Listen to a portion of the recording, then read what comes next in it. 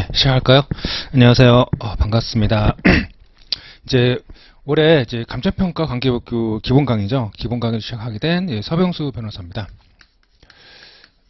서병수 변호사고요. 오늘부터 이제 여러분들이랑 같이 감정평가 관계법규를 시작하게 됐어요. 올해 같은 경우 작년에 제가 감정평가 관계법규를 작년부터 강의 시작했는데 올해 시험을 잘 보셨나요? 올해 관계법규는 별로 어렵지 않았어요. 어렵지 않았고 기본서가 있고 제가 책에 기본서가 있고 서머리라는 책도 있는데 서머리 책만 봐도 한 80점 맞을 수 있는 점수 80점을 나올 수 있는 그런 문제였죠. 좀 이따 그때 말씀드리고 이제 감정평가 관계법규 할 텐데 그 전에 이제 여러분 가지고 있는 책이 지금 800페이지로 돼요. 좀 두껍긴 한데 그래도 나와 있는 시중에 나온 책 중에 제일 얇을 겁니다. 아무튼 책 구성이 9개 법률로 되어 있고요. 9개 법률로 되어 있고 이제 가장 중요한 것은 이제 3번 이게 머릿말에 3번 보시면 3번 이게 여러분들 시험 준비하는데 편하라고 기출조문을 다 표시해놨어요. 기출조문을 다 표시해놨어요. 여러분들 이제 감정평가 관계법규는 옛날에는 이제 부동산 뭐였더라? 까먹었네. 시험이 바뀌기 전에는 판례도 나왔는데 지금 감정평가 관계법규 시험이 바뀌면서부터는 판례가 안 나오고 조문만 나오거든요. 조문만 나오는데 그렇다고 조문만 나오는데 그렇다고 쉬우냐? 쉽지 않습니다. 조문 자체가 어렵기 때문에 다 행정계획에 하는 법률이어서 쉽지가 않아요. 조문만 나온다 해서 쉽지가 않습니다. 그래서 기출표시를 다 해놨어요. 그래서 올해 시험을 기초했을 때 2024년도 올해 시험을 기초했을 때 181개의 지문이 나왔어요. 181개의 지문. 근데 그 중에서 94개의 지문이 기출조문에서 나왔어요. 기출조문. 한 반타작이죠. 반타작. 한 50%가 기출조문에서 나왔다는 거죠. 이건 다른 거 무슨 말이에요? 다른 거 안 하고 기출 표시되어 있는 조문만 열심히 봐도 50점 맞아. 50점. 그죠? 50%니까. 그 다음에 예상조문이 있어요. 예상조문이 있어요. 예상조문까지 고려하면 80점대는 충분히 나올 수 있다는 거죠. 예상조문이 뭐냐? 이거 써놨죠. 예상조문은 기출조문 근처에 있는 조문들 말해요. 그러니까 어떠한 기출조문이 있다. 기출조문이 있으면 위아래에 있는 조문 말이에요. 위아래에 있는 조문. 아직 출제되지 않은 위아래 조문이 있거든요. 올해도 마찬가지예요. 올해도 기출조문이 50% 나오고요.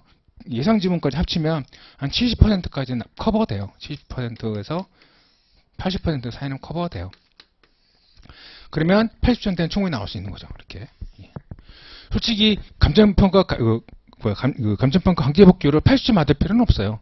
80점까지 필요는 없는데 그래도 기출조문하고 기출 예상조문 중심으로 공부하시면 뭐 80점대는 충분히 가능하죠. 그래서 기출조문이 제일 중요하다는 것을 말씀드리고요. 기출조문이 제일 중요해요. 그래서 이제 다음 페이지 보시면 이제 학습 방법 있어요. 학습 방법 있어요. 출제 경향이 있는데 보기 전에 여러분들 감정평가사 시험이 이제 회계학 보고요. 그다음에 경제학을 보고 감정평가 관계법규를 보고 부동산 원론을 보고 부동산 원론을 보고요. 그 다음에 뭐가 있죠? 민법 보죠. 민법은 민청하고 물권법 보죠. 민청하고 물권법을 공부하는 걸로 아는데 5과목 시험 보죠. 여기서 40점 까락 없이 40점 까락 없이 60점 넘으면 되죠. 그러면 어떻게 맞으면 돼요? 회계학 45점 맞고 그 다음에 경제학은 55점 맞고요. 그럼 여기서 마이너스 15점 마이너스 5점이죠. 마이너스 20점 모자라죠. 그리고 관계법규에서 70점, 부동산 원론 70점, 민법 70점을 맞으면 이거 다 합치면 얼마 돼요? 플러스 30이죠. 60점을 기준했을 때 그래서 마이너스 15점, 마이너스 5점, 마이너스 20점, 그 다음에 플러스 10점, 10점에서 30점이죠. 그럼 뭐예요? 플러스 10점이죠. 예, 시험 붙죠. 예, 붙어요.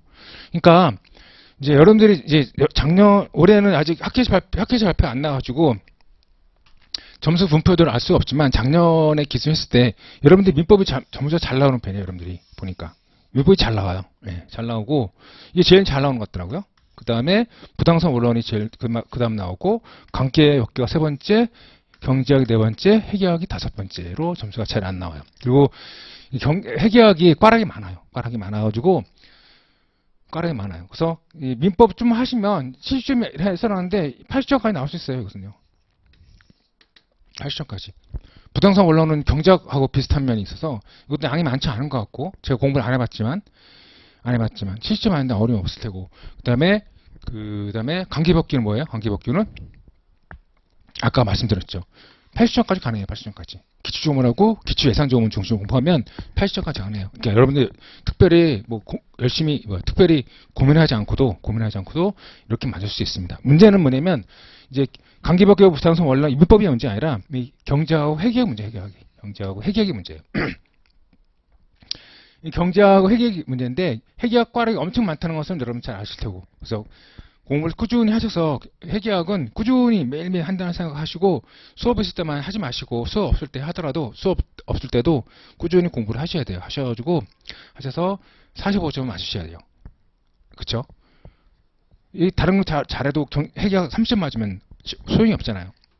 근데 경제학도 마찬가지. 경제학도 회계학보다는 사정이 나은 편이긴 한데 회계학도 이제 경제학도 회계학 다음으로 꽈락이 많죠. 그래서 경제학을 공부를 꾸준히 하셔가지고 55점 맞으셔야 돼요. 두 가지 최소점 45점, 55점은요 최소한의 점수예요. 최소한의 점수. 이걸 맞으셔야죠. 공부하는데 이렇게 맞아주면 남아가지 과목 70점대 맞으면 시험 붙죠. 그래도 쉽지 않죠. 그래도 쉽지 않아요. 그래도 쉽지 않습니다, 여러분들. 합격률이 10%가 안 되기 때문에 여러분들 1차 시험도 10%가 안 될 거예요, 아마. 10%가 안 돼. 합격률이 10%가 안 되기 때문에 쉽지 않습니다. 그래도 그렇다 하더라도 그래서 이렇게 하시면 시험 분에 아무런 문제가 없어요.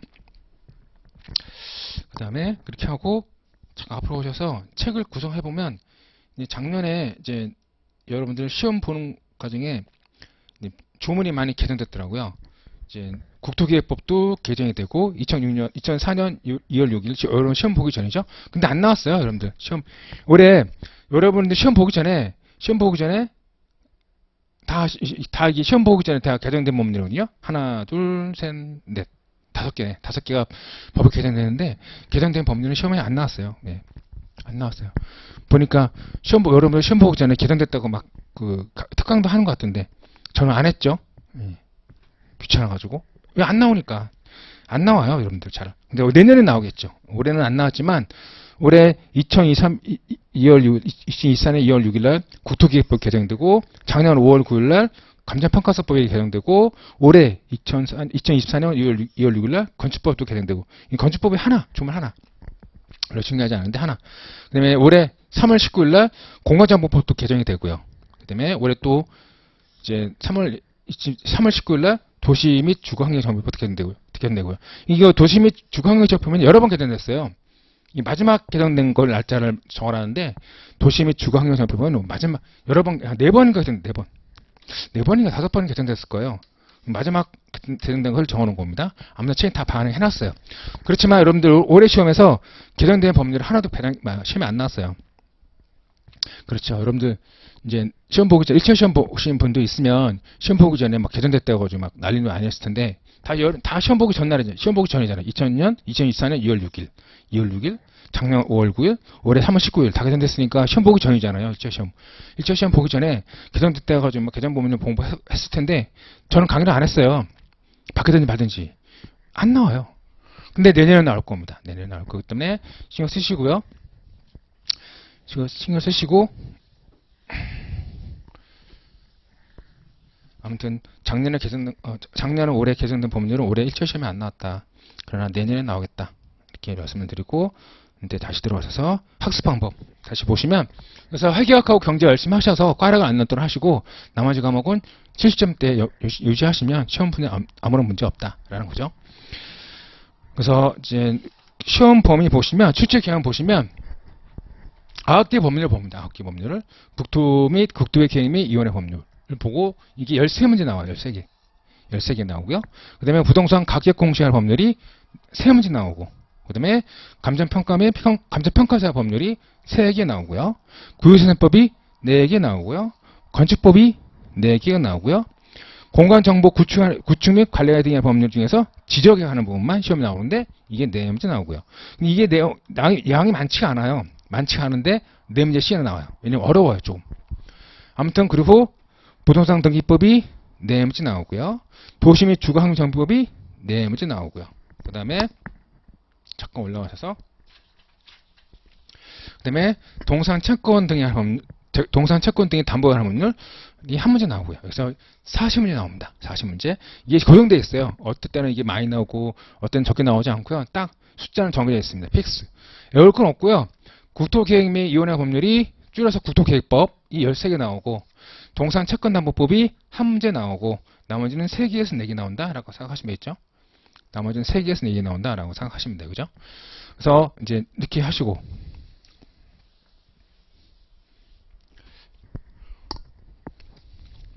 그래서 됐고 넘어가셔서 우리 목표 점수 몇 개냐?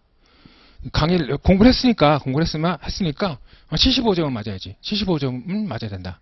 30개 정도 맞자. 30개 맞으면 훌륭하죠. 예. 시험 분도 아무런 신경 없습니다. 경제학하고 회계학만 까락만 안 나오면 경제하고 회계학만 까락이 안 나오면 다른 과목 70점 맞아도 시험 분도 아무런 진행이 없어요. 그래서 학습 방향 보시면 첫 번째 보시면 모든 법률을 만막하게 학습하지 말자라고 써 있죠. 이상한 말이죠.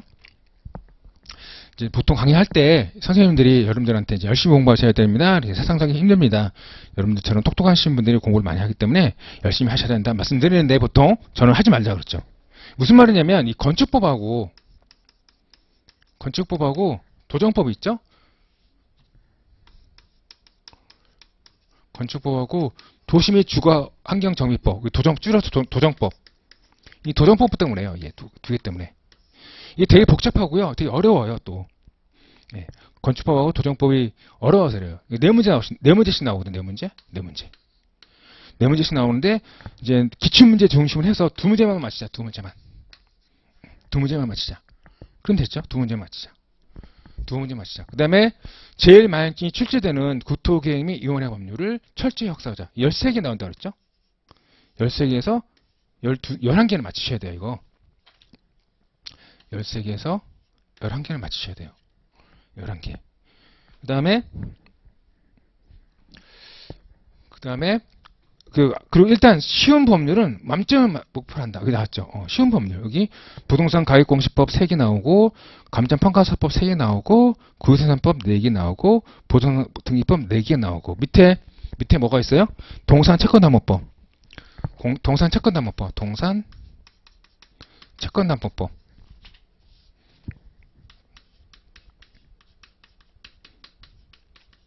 채권담보법이 한 문제 나온다 그랬죠? 한 문제 나오는데 이거 다 맞히셔야 돼요. 그래서 부동산 가격공시법, 감정평가사법, 구조재산법, 부동산 등기법, 동산 채권담보법 1개. 이런 다 만점 맞지, 만점. 쉬워요. 예, 쉬워요. 쉽기 때문에 다 맞출 수 있습니다.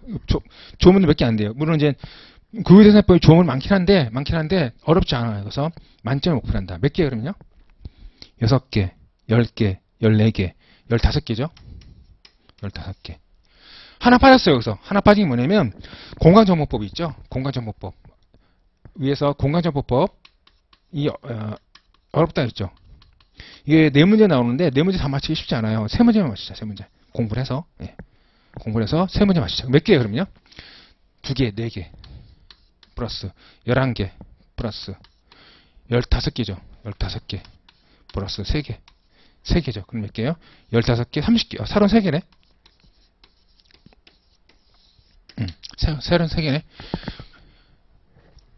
우리가 82점 넘죠? 예, 넘어요. 예, 그래서 이렇게 건축법하고 어려운 거, 건축법하고 도정법 이런 거 열심히 하지 마시고, 기출조문 중심으로 공부하세요. 이것은 기출조문 중심으로 공부를 하시고,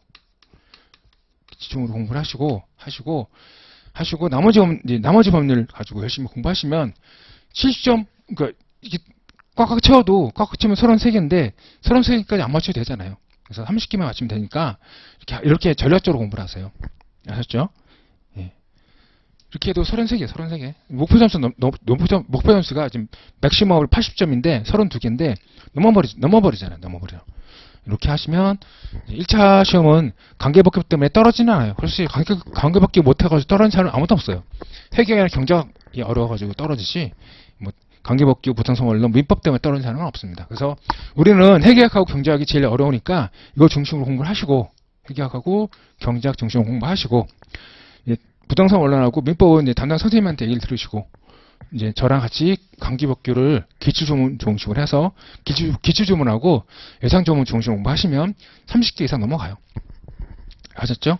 이 조문 자체가 어렵기 때문에 그리고 또 어렵기도 하고 그 다음에 행정법에 기반하고 있어요. 이게 관계법규가 잠깐 올라가시면 여기 보시면 9개 법률 시험 보는데 여기 부동산 등기법하고 동산채권담보법만 민법이고요. 나머지 다 행정법이에요. 여러분들 행정법인데 행정법 기초가 있으면 좀 소홀한 면이 있고요. 없어도 상관은 없습니다. 예. 행정법에 대한 기초가 있으면 이걸 이해하는 데는 좀 수월한 면이 있어요. 수월한 면이 있는데 설사 행정법을 전혀 몰라도 상관없어요. 필요한 건 제가 말씀을 드릴게요. 수업 시간에. 이 부동산 등기법하고 동산채권담보법만 민법이고 나머지 다 행정법이에요. 행정법. 나머지는 다 행정법 시간에 배우는 겁니다. 그 다음에 학습 방향 네 번째. 그래서 기출조문이 반복해서 출제되기 때문에 아까 말씀드렸죠? 출제되기 때문에 기출조문은 철저히 학습하자. 이것만 공부해도 반타작을 한다.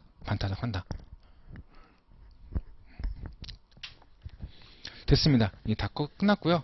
이제 관계법규를 공부한 방향은 말씀드렸고 기출조문하고 핵심이 뭐냐면 기출조문하고 예상조문 중심으로 학습을 하시면 이제 점수 따는 데는 아무런 지장이 없습니다. 됐습니다. 이제 진도를 나갑시다. 슬슬 진도를 나갑시다. 목차 있고 이제 이것은 제 기본서인데 이 기본서에는 아까 말씀드렸다시피 기본서에다가 기출 표시는 다 해놨어요. 해놨기 때문에 공부 방향 잡는 데는 아무런 공부 방향 잡는데 도움이 많이 될 겁니다. 진도를 나옵시다. 예, 첫 시간이 국토계획 및 이혼의 법률 줄여서 국토계획법 올해 이제 2월달에 개정돼가지고 시행일이 올해 8월달이죠. 8월달에 시행이 됩니다. 국토계획법은 13개 나온다고 했죠. 13개 나온다고 그랬고 열심히 하셔서 11개를 맞추셔야 돼요. 여기서 반타작하면요 방법이 없습니다. 네, 국토계획법을 반타작하면 다른 방법이 없어요. 점수 딸 데가 없어요. 딸 데가 없기 때문에 이 법률은 이제 열심히 하셔야 돼요. 하셔야 되고 어렵기도 합니다.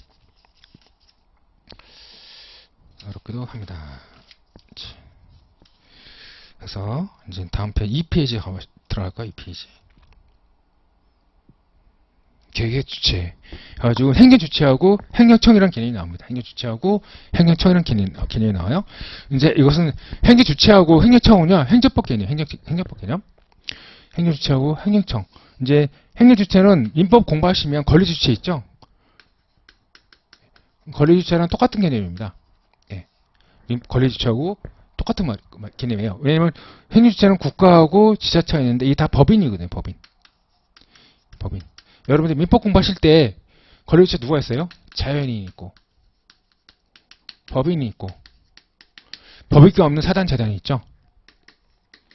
법익격 없는 사단 재단이 있어요. 이렇게 권리주체 민법 공부하시잖아요. 그래서 여기 행정주체는 권리주체랑 똑같은 말이에요. 똑같은 말. 국가하고 지자체가 있는데 국가나 지자체는 다 법인이거든요. 법인이기 때문에 행정주체랑 권리주체는 똑같은 말이다. 이렇게 하고 그러면 국가나 지자체가 행정주체인데 국가나 지자체가 움직이지 못하잖아요.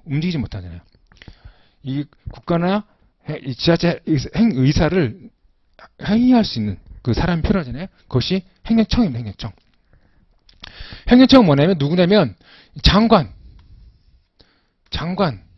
아니면 시장, 뭐 구청장, 도지사, 시장, 군수 이런 사람들. 예. 장의 우두머리. 장의 우두머리를 말해요. 그래서 써놓은 것은 이제 우리 국토계획법에 나오는 사람들 써놓은 거거든요. 국토해양부 장관이 나오고 해양사무장관이 나오고요. 시장, 특별시장, 광역시장, 특별자치시장 이 시장이 나오고, 네, 기초에는 구청장이 나와. 구청장. 예, 관악구청장 아니면 뭐 관악구청장, 동작구청장 이런 구청장이 나오고, 이런 사람들은 이제 자치구청장 하고요. 선거로 뽑죠. 근데 특별자치시에는 자치구가 없다. 여기 특별자치가 어디 있어요? 세종시죠. 세종시. 세종시가 대표적인데 세종시는 이제 자치구가 없다 이렇게만 알고 계시고, 이런 시험에 안 나와요. 시험에 안 나오는 거고, 나오는 게 아니고 들어가기 전에 행정주체하고 행정청의 개념만 잡고 갑시다. 도지사가 있죠. 도지사. 지방에는 도지사인데 도가 있고, 경상북도 도지사, 전라남도 도지사, 그 도지사 있고, 특별자치도 어디 있어요? 제주도. 제주도가 특별자치도죠. 도지사 밑에 시장군수가 있고요. 시장군수가 있고, 도지사 밑에 시장군수가 있고요. 특별자치도, 제주도 밑에는요, 자치세가 없습니다. 자치세가 없어요. 무슨 말이냐면, 서귀포시. 제주도 가면 서귀포시가 있고, 제주시가 있는데, 서귀포시장하고 제주시장은 선거로 뽑지 않습니다. 선거로 뽑지 않고 제주도지사가 임명합니다. 그래서 자치수가 없다는 말인 그 말입니다. 예. 그리고 또 대도시가 있어요. 대도시. 시중에 대도시가 있어요. 인구 50만 이상이요. 예를 들어 이게 대표적인 게 수원시가 인구가 많잖아요. 인구가 많기 때문에 똑같은 수원시나 예를 들어서 화성시나 기초자치단체잖아요. 수원시나 화성시가 똑같이 기초자치단체잖아요. 근데 수원시가 인구 50만이 넘어버려요. 인구가 많단 말이죠. 그럴 때는 특별한 국토계획법에서 특별한 지위를 부여해줍니다. 화성시 같은 조그만 도시가 아니라 큰 도시가 할 때는 대도시라 해가지고 특별한 권한을 줘요. 각각의 개별 조문에서 보시면 돼요. 이렇게 됐죠. 이렇게 하시면 돼요. 이걸 외우지 마시고요. 행정주체하고 행정청이 있구나. 그래서 행정주체는 우리 국토계획법에서 배우는 행정주체는 국가고 지자체가 있고, 행정청은 국토해양부 장관, 해양수산부 장관. 그 다음에 지방자치는 광역 기초했는데 광역은 시장, 특별시장, 광역시장, 특별자치시장. 기초에는 구청장이 있고요. 특별자치시에는 자치구는 없다. 그 다음에 지방에 내려가시면 광역은 도지사가 있고요. 특별자치도, 도지사가 있고, 그 밑에 시장군수가 있다. 특별자치도에는 자치사가 없다. 그래서 시중에 인구 50만 이상이면 대도시래 가지고 특별한 권한을 준다. 이렇게 알고 계시면 됩니다.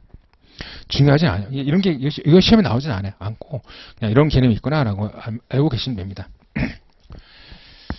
계획이 주체됐고, 그 다음에 3페이지에 이제 국토계획 및 이원의 법률의 계획 구조. 이제 이게 원래 법은 이 법 과목은 체계를 잡으셔야 돼요. 체계. 이 법 과목은 이 법을 공부할 때는 체계를 잡는 게 제일 중요합니다. 체계를 잡는 게 제일 중요해요. 제일 중요한데 이 관계법규는 이게 당일법이 아니거든요. 이 관계법규는 당일법을 공부하는 게 아니라 9개 법률을 공부하다 보니까 이 체계하기 되게 힘들어요. 예. 9개 법률 어떻게 체계 잡는 것이 쉽지 않습니다. 그래서 그 9개 법률 유기적으로 체계 잡는 건 포기하고 각 개별 법률에서 각 9개 법률에서 개별 법률에서 체계를 잡아야 필요성이 있는 것은 나름대로 체계를 잡아놨어요. 알았죠? 9개 법률 전체적으로 체계를 잡을 수는 없고 잡는 것도 의미도 없고 잡을 수도 없고, 그래서 각각의 개별 법률에서 각각 개별 법률에서 체계를 잡은 경우가 있어요. 그렇게 하시면 체계를 좀 잡고 들어가시면 편합니다. 좀 수월합니다. 그래서 3페이지 보면 국토계획법에 나오는 이제 계획의 구조를 공부하게 될 거예요. 그래서 보시면 국가계획, 광역도시계획, 도시군 기본계획, 도시군 관리계획, 그 다음에 계획 실행, 해가지고 개발행위, 도시군 계획사업 해가지고 쭉 나와요. 처음에 공부하실 때 보시면 국가계획이 나와요. 국가계획은 전국단위 계획입니다. 전국단위 계획. 누가 만드냐면 중앙행정기관이 수립합니다. 이것은 장관. 중앙행정기관은 누구냐면 장관을 말해요. 장관. 이 중앙행정기관이 했으니까 국토부 장관일 수도 있고요. 행안부 장관일 수도 있고, 뭐 국방부 장관일 수도 있고요. 근데 보통 이제 계획을 수립하면 국토부 장관이 되겠죠.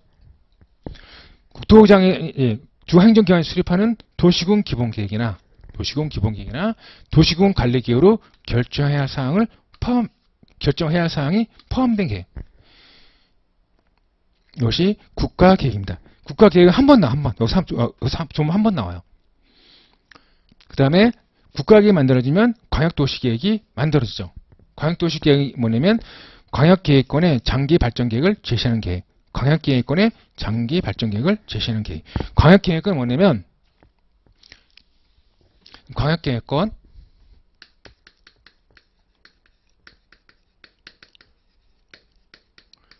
이 둘 이상의 자치단체가 걸쳐 있는 걸 말해요. 예를 들어서 서울시가 있죠. 서울시하고 경기도 이렇게 여기가 겹쳐 있잖아요. 아니지.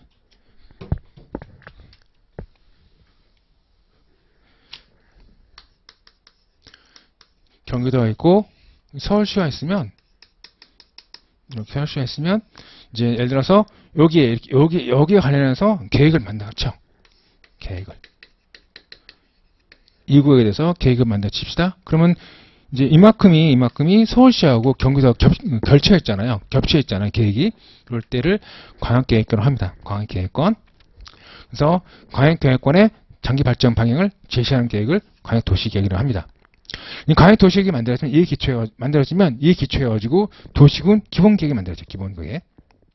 도시군 기본계획. 보시면 특별시, 광역시, 특별자치시, 특별자치도. 특이죠? 그 다음에 시군의 관할구역에 대해서 기본적인 공간구조와 장기 발전 계획을 제시하는 종합계획이래요. 종합계획이고 도시군 관리 계획에 도시군 관리 나중에 볼 텐데 계획에 계획 수립에 지침이 되는 계획을 말합니다. 도시군 기본계획. 그래서 특광시군이거든요. 특광시군. 그럼 보시면 왜 여기도 그렇고요. 도시군 관리 계획 봅시다. 일단 더 보고 설명합시다.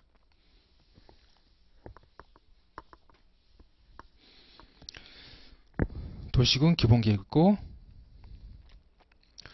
도시군 기본계획 있고요. 도시군 관리계획이 있어요. 이제 도시군 기본계획이 만들어지면 도시군 기본계획을 구체한 것이 도시군 관리계획입니다. 도시군 관리계획.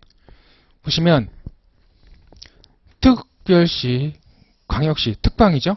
특별자치시, 특별자치도, 시군이죠. 특광시군의 개발, 정비, 보전을 위해서 수립하는 여러 가지 계획이에요. 토지 이용, 교통, 환경, 경관, 안전, 산업, 정보통신, 보건, 복지, 안보, 문화 등에 관한 계획을 말해요. 여러 가지 계획이 여러 가지. 대표적인 게 토지 이용 계획입니다. 토지 이용 계획. 그 다음에 그러면 왜 도시군,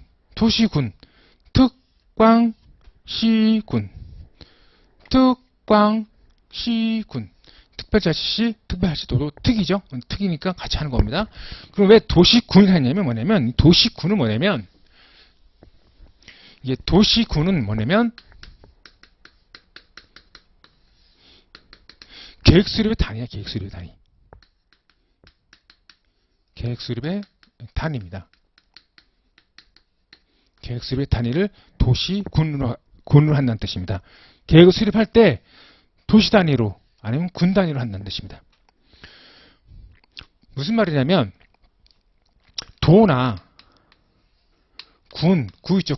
구를 계획 수립 단위로 하지 않는다는 뜻입니다. 도가 없죠. 도가 없어요. 지금 도가 없죠. 여기 특별자치도는 이제 자치도는 제주도 같이 조그만 데는 말하는 거고 도가 없어요. 도가 없죠. 그 다음에 구가 없어. 구도 없어. 그죠? 무슨 말이냐면 이겁니다. 그러니까 이제 도가 있고요. 이제 도시 서울특별시가 있고 인천광역시가 있고 그 다음에 수원시가 있고 그 다음에 대표적인 군이 어딜까요? 연천군이 있고요. 그래서 특광시군이죠. 특광시군. 그 다음에 밑에 구가 있어요. 구. 예를 들어서 도는 강원도, 경기도가 있을 테고 구는요. 관악구, 동작구 이런 게 있을 테죠. 그래서 여기 보시면 도시군 기본계획, 도시군 관리할 때 도시군 나오죠. 이 도시군이 내가 말씀드렸다시피 계획 수립의 단위라고 했어요. 무슨 말이냐면 이 돈은요 너무 커요. 돈 너무 커가지고 계획 수립의 단위를 생기는 너무 부적절해. 너무 커가지고 이걸 하지 않는다는 거죠. 돈은. 구는요, 관악구, 동작구 이런 구는 너무 작아. 너무 작기 때문에 계획을 수립하기에는 적절하지 않다는 거죠. 이건 돈은 너무 커서, 구는 너무 작아서. 그러니까 구로 하게 되면 이 동작구하고 이제 관악구가 있고 옆에 서초구가 붙어 있고 이쪽에 동작구가 붙어 있잖아요. 그 다음에 이쪽에 구루구가 붙어 있고, 그러면 이 구 단위를 계획 수립의 단위를 보게 되면, 만약 관악구에서 어떤 계획을 수립한다. 그러면 서초구랑 동작구랑 구로구하고 연결되는 계획이 많을 거예요. 그러면 이제 연결된 계획이 많으면 조정돼야 되고 협의돼야 되고 여러 가지 복잡한 문제가 생겨요. 너무 작아가지고. 그래서 하지 않는다. 그래서 돈은 너무 커서 안 하고 구는 너무 작아서 안 한다. 그러면 계획을 할 때 서울특별시하고 인천광역시하고 수원시하고 연천군이 보니까 면적이 거의 비슷하더라.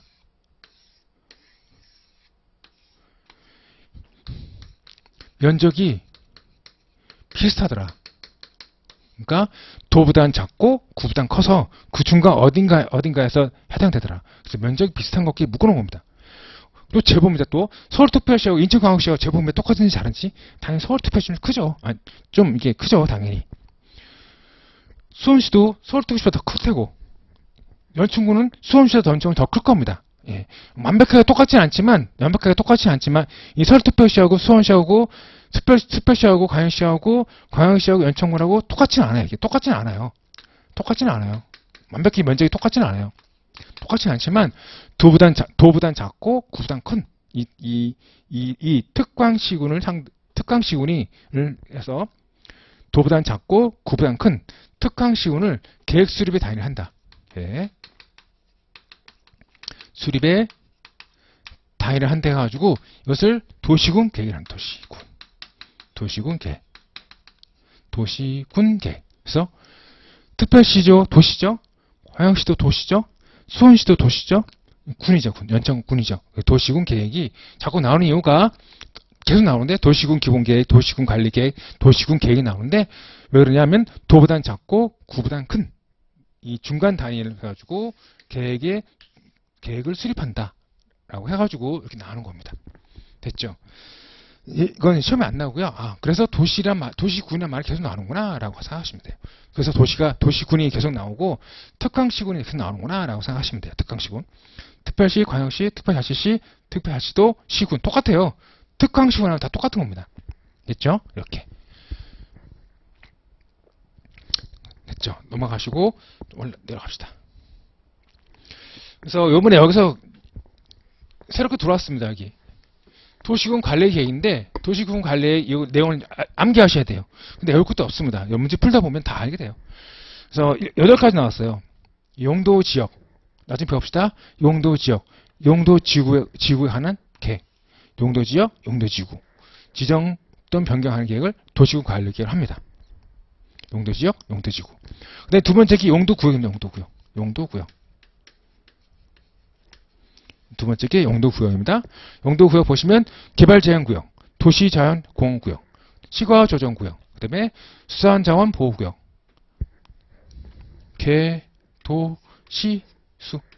개도시수 이렇게 알고 계시고요. 그 다음에 밑에 68 있죠, 68? 이것도 용도구역에 관한 겁니다. 이게 이번에 새롭게 들어왔어요. 이게 신설됐어요, 신설. 작년에는 입지규제 최소구역이 있었거든요. 작년까지만 해도 여기가 이게 68 대신에 뭐가 있었냐면 입지규제, 몰라도 됩니다, 이거. 입지규제 최소구역. 관한 내용이 있었는데 이게 삭제가 되고 이게 3개가 들어왔어요. 도시혁신구역에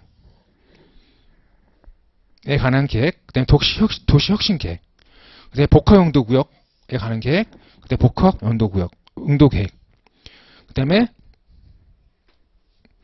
여기 보시면 도시군 계획시설 입체 복합구역에 관한 거, 이렇게 도시 계획시설 입체 복합구역에 관한 계획. 역시 용도구역에서 3가지가 새롭게 들어왔습니다. 용도구역, 개발제한구역, 도시자원보호구역, 시가조정구역, 수산자원보호구역, 도시혁신구역, 복합용도구역, 도시군 계획시설 입체 복합구역, 이렇게 새롭게 들어왔어요. 자세한 내용은 차근차근 봅시다. 차근차근 보기를 하고, 그 다음에 위로 올라가서 기반시설, 도로, 항만, 철도 그런 거죠. 기반시설에 관한 계획 있고요. 도시개발사업, 그 다음에 정비사업에 관한 계획. 이 도시개발사업은요, 신도시 개발하는 거를 말해요. 신도시 개발하는 거. 일산 있죠. 일산이 이제 신도시잖아요. 일산이 도시개발사업으로 만들어진 도시입니다. 아주 오래됐죠. 도시개발사업.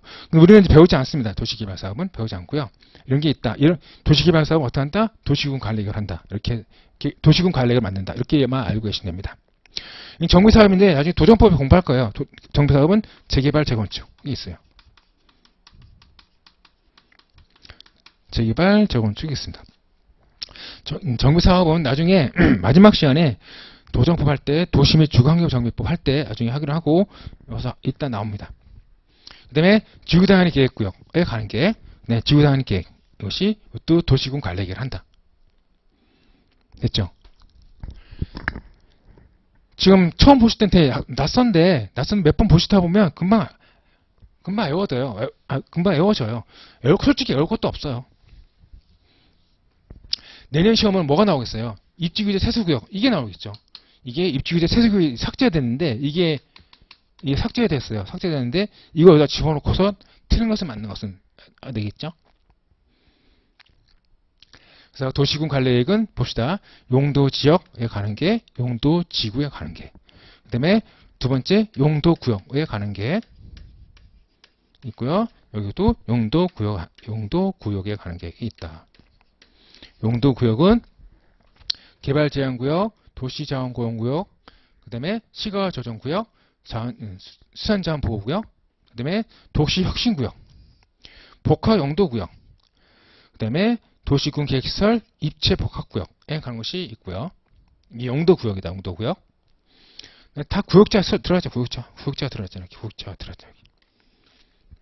그 다음에 기반시설에 가는 거, 도시개발사업이나 정비사업에 가는 거, 지구단위 계획구역에 가는 거.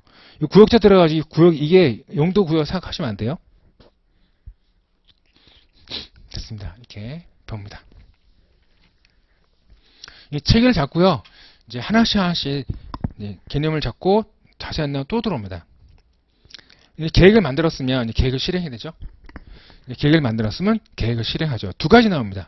국토계획법은 개발행위 하나 나오고, 그 다음에 도시군 계획사업 이게 또 나옵니다. 이게 여기까지는 계획을 만들어 오고 밑에는 이제 계획을 실행하는 거예요. 개발행위에는 개발행위 허가를 공부하고요. 이제 개발밀도 관리구역, 기반시설 부담구역인데 이것은 뭐냐면 기반시설과 가르는 거. 기반시설. 나중에 합시다. 나중에 개발밀도 관리구역, 기반시설 부담구역.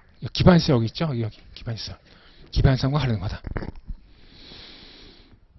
그 다음에 도시군 계획사업. 도시군 계획사업 보시면 도시군 계획시설 사업. 도시군 계획시설 사업. 이것은 이제 도시군 계획시설은 뭐냐면 도로나 이제 항만을 만든다. 항만. 학교를 만들겠다는 사업을 말해요. 사업. 도시개발사업은 여기 말했죠. 도시개발사업은 신도시 만드는 거.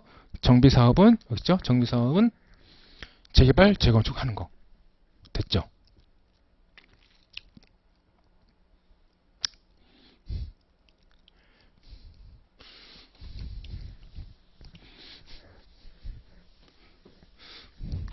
그러면 여러분이 보시면 기반시설이 있고 도시군 계획시설 사업이 있고 이게 구분이 좀 나중에 할 텐데 기반시설을 기반시설을 있고 기반시설을 만들기 위한 사업이 도시군 계획시설 사업이에요. 도시군 계획 시설 사업이에요. 기반시설을 만들겠다고 하는 사업을 도시군 계획시설 사업을 합니다. 나중에 다시 합니다. 혼동이 없길 바랍니다. 됐습니다. 이렇게 계획을 짜고 이렇게 해서 다시 한번 이것을 좀 계획 구조를 다시 봅시다. 한번. 이것이 한 페이지가 국토계획법 전체를 써놓고 한 페이지가 국토계획법 전체를 나타내고 있으니까 일단 쭉 보세요. 보시면 하나하나 개념을 나중에 하실 때 도움이 될 겁니다. 첫 번째 국가계획이 있고요. 그 다음에 국가계획은 정부단위 계획이다. 그 다음에 그 밑에 광역도시계획이 있다. 광역도시계획이 있고 그 밑에 도시군 기본계획이 있다. 도시군 기본계획. 그 밑에 도시군 관리계획이 있다. 도시군 관리계획.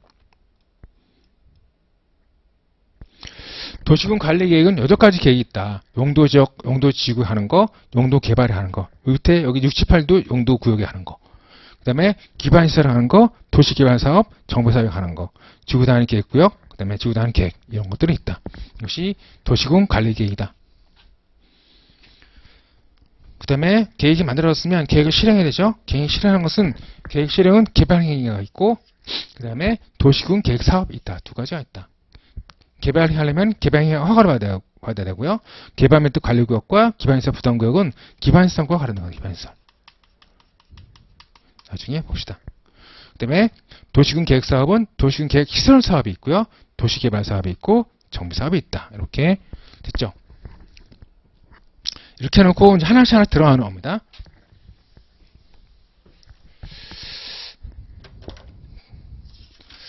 들어갑시다. 4페이지에 총칙. 이제 이 관계법규에 있는 법률들은 앞에 총칙이 있어요. 총칙이 있고 총칙 규정이 항상 있어요. 그 다음에 목적 조항이 있고 정의 규정, 정의 개념을 규정하는 조항들이 있거든요. 앞에 좀 잘 보시고 보시면 뒤에 가실 때 다시 또 나오거든요. 도움이 될 겁니다. 그래서 보시면 목적 보시면 이 법은요. 국토의 이용 개발과 보존을 위한 계획의 수립 집행 등의 필요한 사항을 정하고 있습니다. 국토의 이용 개발과 목적을 위한 계획의 수립 집행 등의 필요한 사항을 정하고 있다. 됐고요. 목적 규정 됐고 정의를 보시면 정의 규정 국가계획 또 나왔죠.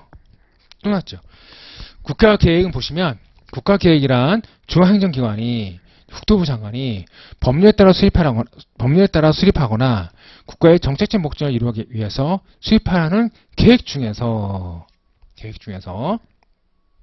보시면 19조 1항 1호부터 9호까지 규정된 사항 뭐냐면 도시군 기본계획 이나 도시군 관리계획으로 결정돼야 할 사항이 포함된 계획이 말한다. 됐죠? 그러니까 밑에 제가 또 구궁시 찾았죠. 이것들이 키워드입니다. 국가계획마다 중앙행정기관이 이제 도시군 기본계획이나 도시군 관리계획을 결정한 사항이 포함된 계획을 국가계획이라고 말한다. 누가 만든다?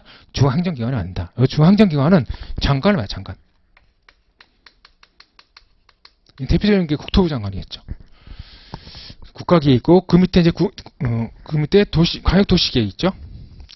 광역도시계획 있죠. 제가 조문을 지금 바꿔놨어요. 여기 2조 14호 있는데 2조 1호 있죠. 조문을 바꿔놨어요. 바꿔놨으니까 여러분들 이해하시고 광역도시계획이 뭐다? 광역계획권의 장기 발전 방향을 제시하는 계획을 말한다. 광역계획권의 장기 발전 방향을 제시하는 계획을 말한다. 밑에 각주 보시면 광역계획은 뭐라 되어 있어요? 둘 이상의 특별시, 광역시, 특별자치시, 특별자치도, 시 또는 군의 관할구역이 걸쳐 있는 경우. 이게 아까 말씀드렸잖아요. 경기도 있고 서울이 있으면 여기다가 이제 무슨 계획을 만든대요. 그럼 이게 경기도하고 서울시하고 이 계획이 걸쳐 있잖아요. 이것을 광역계획권을 합니다. 광역계획권. 어렵진 않죠. 이것이 광역도시계획이다. 도시군계획. 아까 도시군계획을 말씀드렸 도시군계획 도시군에서 왜? 그래서 도시군이라고 하냐면 도를 계획을 짜기에는 도가 너무 넓고, 근데 구로 도시 계획의 기본 단위를 하기에는 구가 너무 좁고 작으니까 그 중간에 있는 거.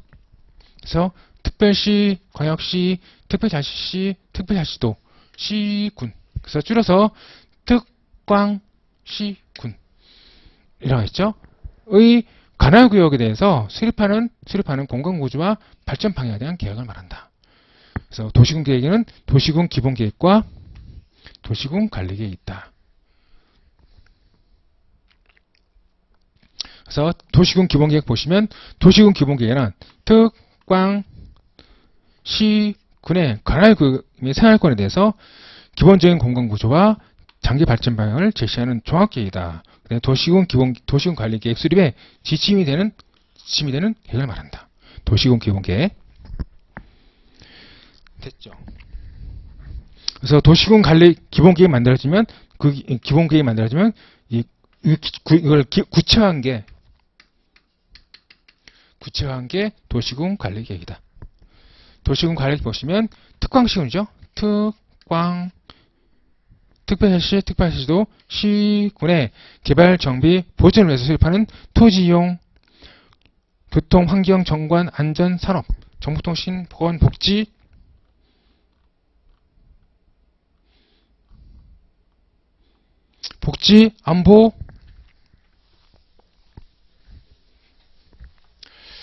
안보, 대안한 다음 항목의 계획을 말한다. 그래서 여러 가지 계획이 있어요. 여러 가지 계획이. 도시군 관리계획은 토지 이용, 교통, 환경, 경관, 안전, 산업, 정보통신, 보건, 복지, 안보, 문화 등에 관한 계획을 말한다. 이건 중요하지 않습니다. 아무튼 특강시군에서 한다. 특강시군에서. 그래서 아까 봤었던 것처럼 또 나왔죠. 8가지. 이건 반드시 알고 계셔야 돼요. 시험 많이 나왔죠. 네. 시험 엄청 많이 나왔어요. 이건 안 나왔어요. 올해 여름에 시험 보기 전에 개정됐는데 안 나왔어요. 내년에 나오겠죠. 그러니까 여러분들 개정된다 해서 보시면 작년도 그러던데, 작년도 그렇고 올해도 그렇고 무슨 개정이 되면, 이런 말도 하기도 조심스럽긴 해요. 개정되면 반드시 나온다고, 개정되면 반드시 출제가 된대요. 열심히 공부하세요. 나올까요? 안 나올까요? 안 나와요. 당일 연도는 안 나와요. 다음 연도에 나오는데 당일 연도는 잘 안 나와요. 당일 연도에는 출제가 안 되고 다음 연도에 나오죠. 다음 연도에 출제가 되죠. 예. 올해 안 나왔으니까 규칙표시 안 왔겠죠. 안 나왔어요. 예. 그래서 개정됐다 해서 여러분들 개정된다 하면 개정되면 어쩌다 한번 이제 이렇게 개정되는데 바로 그 당일에 출제되는 게 있었어요. 근데 대세에 지장은 없어요. 왜냐면 우리는 75점만 맞으면 되거든요. 관계법규 75점 맞으면 되는데 개정된 게 나왔지 한 문제 나오겠죠. 한 지문 하나 나오겠죠. 이거 틀린다 해서 대세엔 지장이 없어요. 너무 신경 쓰지 마시고 개정된 것에 대해서 너무 신경 쓰지 마시고 기본서에 있는 거 착실하시면 시험 본다 하면 지장이 없습니다. 아무튼 여기 6, 7, 8번은 올해 써놨죠. 개정됐다. 그래서 아까 봤던 것처럼 다시 한번 봅시다. 도시군 관리계획은 용도지역과 용도지에 관한 계획이 있다. 용도지역이 뭔지, 용도지역이 뭔지 나중에 봅시다. 그 다음에 용도구역은 용도재발제한구역, 도시자원공원구역, 시가조정구역, 수산자원보호구역이 있다. 밑에 68도 뭐다? 용도구역이다. 용도구역이다.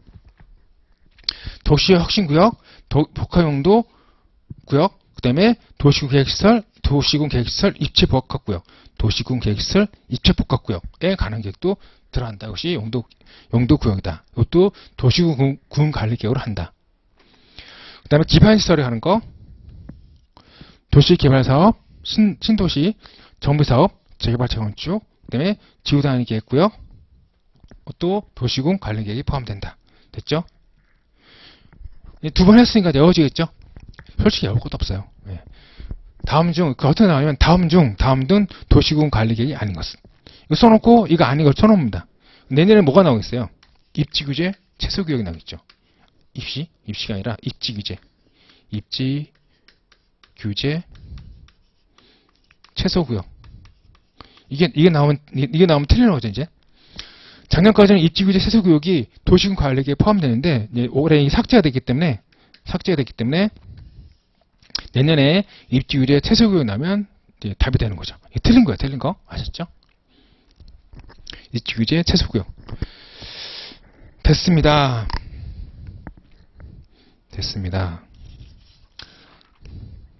넘어가서 지구단위 계획 보실까요? 지구단위 계획.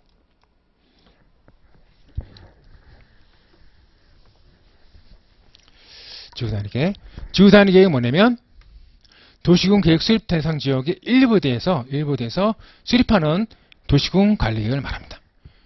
도시군 계획 수립 대상 지역의 일부. 도시군 계획 수립 대상 지역이 어디예요? 특강시군이에요. 특강시군. 예를 들어서 지구단위 계획 이런 거예요. 간단히 보시면 예를 들어서 이제 서울시에서는 서울시가 특별시죠. 그러면 서울시에 대해서 이제 도시군 관리 계획이 도시군 기본 계획이 만들어지고, 그다음에 이에 기초해서 서울시 단위라서 도시군 관리 계획이 만들어지겠죠. 기본 계획, 관리 계획. 그런데 서울시 너무 크죠. 서울시도 크잖아요. 근데 간악구에 대해서 간악구가 서울시 안에 있으니까 간악구에 대해서 이제 계획을 만들고 싶은 거예요. 간악구에 대해서만. 이럴 때 이렇게 어떠냐? 이럴 때는 어떤다? 지구단위 계획을 만든다. 지구단위 계획을 만든다. 누가 만든다? 서울시장이. 간악구청장이 만드는 게 아니에요. 서울시장이 만든다. 뭐예요? 도시군 계획 수립 대상 지역 일부를 했으니까 간악구가 서울특별시의 일부잖아요. 일부니까 이럴 때는 지구단위 계획을 만드는 거예요. 됐죠? 이렇게 알고 계시면 돼요. 단어 다 필요 없고요. 일부. 도시군 계획 수립 대상 지역 일부에서 만들어지는 도시군 관리 계획을 말하면 돼요. 중간 좋은 말 있잖아요. 좋은 말, 아름다운 말 있잖아요. 이런 아름다운 말은 시험에 안 나오니까 쭉 읽어보시고. 됐죠? 또 지구단위 계획. 그 다음에 성장관리 계획. 성장관리 계획은 성장관리 계획구역 안에서의 난개발을 방지하고 계획적인 개발을 유도하기 위해서 수립하는 계획을 말한다. 중요한 건 뭐냐면 성장관리 계획은 도시군 관리 계획이 아니다.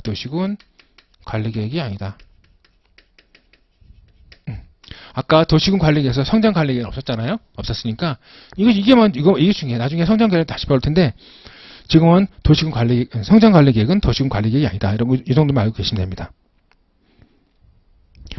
그 다음에 공간 구조화 계획, 공간 재구조화 계획, 도시 혁신 계획, 복합용도 계획. 한꺼번에 묻겠어요? 이것도 이번에 새롭게 들어온 건데. 공간 구조화 계획, 도시 혁신 계획, 복합용도 계획을 한꺼번에 묶으세요. 이렇게.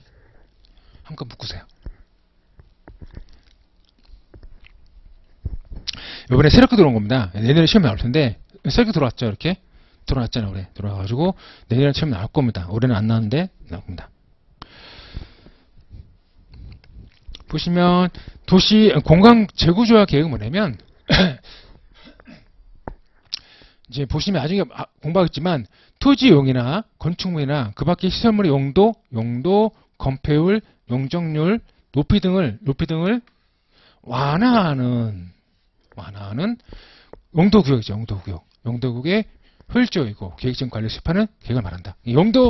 아까 용도구역을 뭐라고 했어요? 용도구역 계획이 도시군 관리 계획을 한다고 했죠. 나중에 용도구역 할 테지만 용도구역이 지정이 되면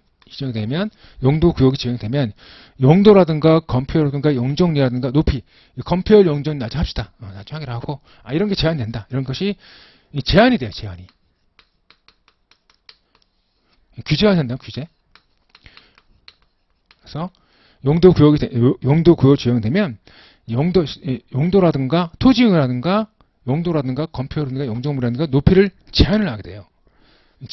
규제한다는 거죠. 그러면 개발하기가 쉽지 않죠? 개발하기가 용이치 않은 거죠. 그런데 공간 구조화 계획을 뭐냐면 이 용도 구역에 대해서 이 규제를 완화하겠대, 완화. 지금 AI 시대가 돌아오고 있잖아요. 돌아오고 있는데 이제 무조건 국토를 이렇게 규제를 해가지고 개발 못하게 할 게 아니라 개발 못하게 묶어놓을 게 아니라 일정한 지역에서는 AI 시대를 대비해가지고 이 규제를 완화하고자 하는 계획이 만들어지고 있는 겁니다. 그래서 공간 재구조화 계획을 합니다. 그래서 완화가 중요해요. 완화. 당연히 필요 없고요. 완화. 어디서? 용도구에서 일정한 제한이 있는데 그것을 일정한 제한이 있는데 제한이만 가해지는데 일정한 경우에는 그 제한을 완화해가지고 규제를 좀 풀어주자라는 거죠. 그래서 그걸 공간 재구조화 계획이라고 합니다. 그래서 도시 혁신 계획도 있고요. 그 다음에 복합 용도 계획. 이거 어디서 배웠어요? 용도 구역에서 배웠어요. 새로 들어온 거예요. 도시 혁신 계획하고 복합 용도 계획을 어떻게 하냐? 공간 재구조화를 한다. 여기 공간 재구조화 계획 있죠? 공간 재구조화 계획으로 하는 도시군 관리를 말합니다. 보시면 도시 혁신 계획 보시면 그래서 도시 혁신 계획이란 창의적이고 혁신적인 도시 공간의 개발을 목적으로 도시 혁신 구역에서 도시 혁신 구역 어디서 배웠어요? 도시군 관리 계획에서 도시 혁신 구역 배웠잖아요. 도시 혁신 구역에서의 토지의 이용 및 건축물 용도, 건폐율, 용적률, 높이 등에 제한하는 차원을 따로 정하기 위하여 공간 재구조화 계획으로 결정하는 도시군 관리 계획을 말한다. 그러니까 이제 도시 혁신 계획은 뭐냐면 도시 혁신 구역을 만들고 도시 혁신 구역을 지정하고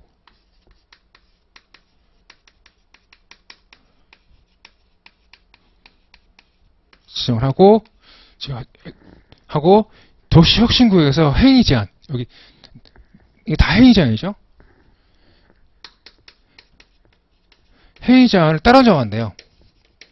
행위 제한을 따로 정하는 계획을 뭐란다? 도시 혁신 계획. 이렇게 하시면 됩니다. 근데 도시 혁신 계획을 어떻게 만든다? 공간 재구조화 계획을 만든다. 여기 공간 재구조화 결정으로 결정해가지고 수립하는 도시군 관리 계획을 말한다. 됐죠? 복합 용도 계획도 마찬가지예요.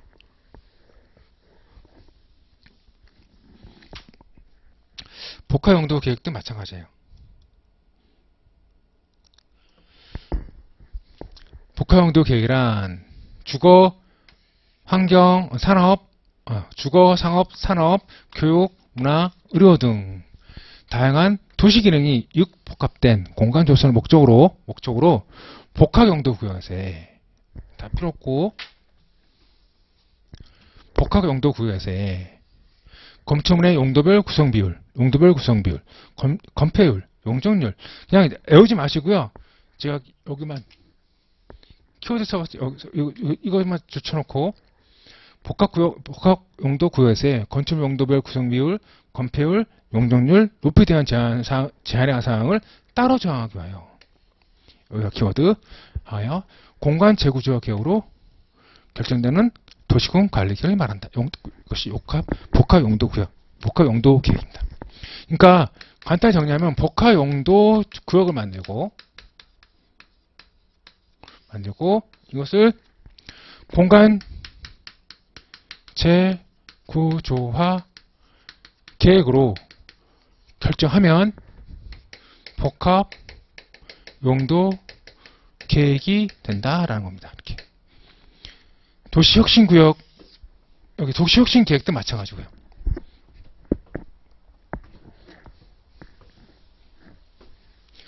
위쪽에 있는 도시혁신 계획이죠. 혁신구역. 예쁘게 합시다. 예쁘게. 도시 혁신 구역을 지정을 하고 이것을 공간 재구조화 계획으로 결정하면 도시 혁신 계획이 된다 이런 거죠. 됐죠? 예.